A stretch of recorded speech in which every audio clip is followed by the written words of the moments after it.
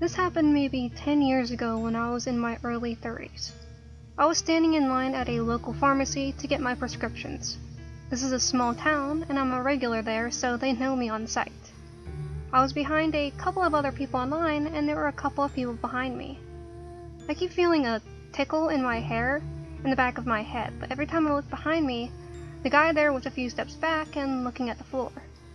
This happened several times by the time I got up to the front of the line. The pharmacist told me she wanted to talk to me about my medication in the consultation room that they had at the time, since converted to a bathroom. I thought this was weird because we've known each other for so long and I've been on this medication for years and would be on for life. Nothing new. I get back to the room, close the door, and she comes in from the door on the other side that leads from the pharmacy. She told me that the man behind me was stepping forward, sticking his nose in my hair and smelling before stepping back and looking at the floor. This shook me pretty badly, as this is such weird behavior, especially in my little town.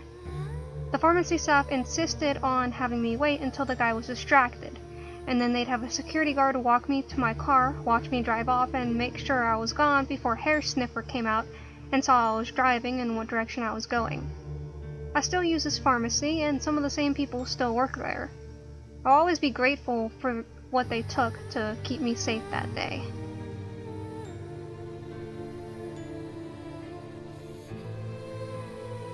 This happened during my first semester of college in late 2013. I was still a timid 19-year-old female who thought men only targeted small, cute women.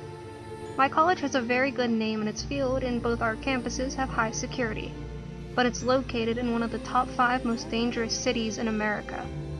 There's a lot that happens on campus that security doesn't tell us about, this incident included. It's mostly for the sake of keeping our top-notch reputation intact. This was the only year I lived on the main campus. Our student dorm building is more like an apartment setup, but they crammed so many people into one dorm that I always took phone calls outside near the parking lot. I was chatting with my parents about how I was adjusting to school late at night. I was raised in the country, so I always kept alert in the city, even though campus was always under surveillance. Now, from the way I was positioned, I looked into a short perpendicular street. The street connected to the road that ran adjacent from my school and the main road across from the block beyond the art museum. While I was chatting, I noticed 2 figures on the far end of the main street. They began walking along the small road next to the art museum. In the city lights, they were animated silhouettes, bobbing and bouncing around the sidewalk arm in arm. There was no wonder I noticed them so quickly. Their boisterous shouts weren't exactly understandable, nor did it make sense if they were chatting with each other. Nothing, or the distant figure of me. That and the chatter of my parents didn't make these figures sound clearer. I wasn't experienced with drunk behavior, so I wasn't exactly sure if they were just that. This was a dry campus, so it's not like we had any kind of party, but a homework party. I doubt that they were students. I changed the subject to the figures and began describing what was happening. From what I saw as they stumbled closer, they were men. Some were in mid-20s, late 30s. One was taller and thin, the other average in height and stockier. They were both in jackets or hoodies. My parents cautioned me to pay attention to their actions. Not too long later, they began waving around. I stiffened up, unable to determine if they were waving and shouting at me or not. When they reached the edge of the small street, would they turn along the art museum or cross the street onto campus? Were they drunk men paying attention to a girl, or maybe they were students after all who got drunk off campus? Even though we were dry, we were near a big university with a strong party life. Yet thinking through these possibilities did not ease me. Right then they crossed the street between us. It was clear they were staring at me. I can't remember what they said, but they stopped walking arm in arm and walked more purposely towards me. If I had waited, it would only take 1 minute for them to finish crossing and reach me near the circle. Then I realized something. After 4 p.m., the second door to the apartment complex locks unless you have a student ID. If these guys are students and this was all a misunderstanding, they'd be able to get into the second door no problem. I briskly turned, telling my parents to hold on a moment as the men continued to call me over. I opened the first floor door, then quickly swiped my card on the scanner. I ripped open the second door and forced it shut, then backed away into the lobby. Moments later, they came into the first door. They didn't even make a move for the scanner. The second they couldn't open the second set of doors, they looked enraged. They aggressively yanked at the door handle a few times before repeatedly pounding on the thick glass. I never seen such angry, contorted faces or heard such awful screams to let someone in. I still remember feeling my insides were going to jello. I didn't even think to approach the security guard, eyes glued to them.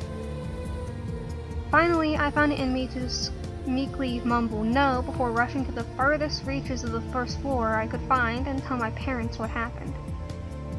If you're wondering why I stood there for so long instead of noping out of there, the second I saw the weird behavior, I had no experiences like this at the time.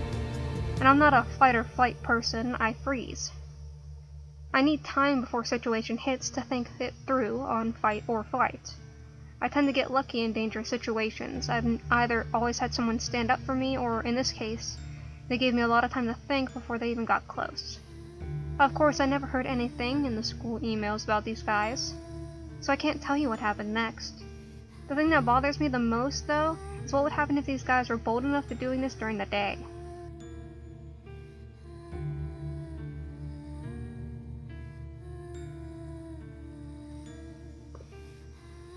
This entire situation still sits in the back of my mind, and I think it belongs there. When I was in middle school, I had an admirer. Josh wasn't exactly the kind of kid anyone knew too well, but he did have a few friends that he hung out with. I hadn't really flagged him down as anything more than an ordinary middle schooler like myself, only that he had a somewhat odd obsession with doodling tanks and weapons. But middle schoolers are middle schoolers, right? My friend had noticed the attention he gave me before I even did. He had a photo of our class, which my friend asked to see.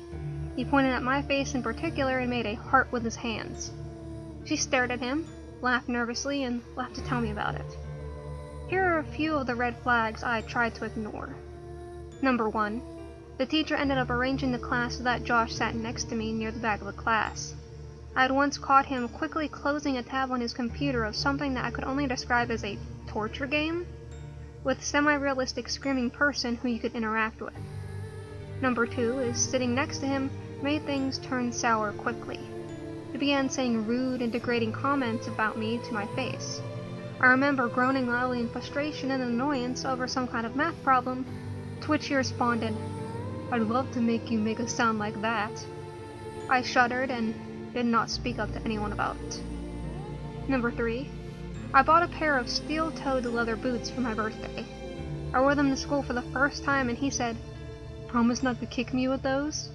I said, "Don't give me a reason to and I won't have to." He grinned eerily, replying, "I make no promises." Number 4. Graduation night came around. Everyone was dressed up by their parents in dresses and suits, and I was no exception. After the ceremony, our school had a graduation dinner and a dance hosted in banquet hall after their parents and guests had left. My friends all sat together in a large table in a classic female fashion, and we went to the washroom as a group. After I stood up to leave with my friends, Josh stood up too. As we started to leave the hall, Josh lingered behind, slowly following us.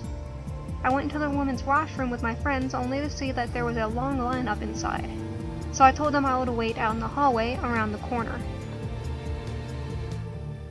Josh came walking down the hallway soon after, looking around.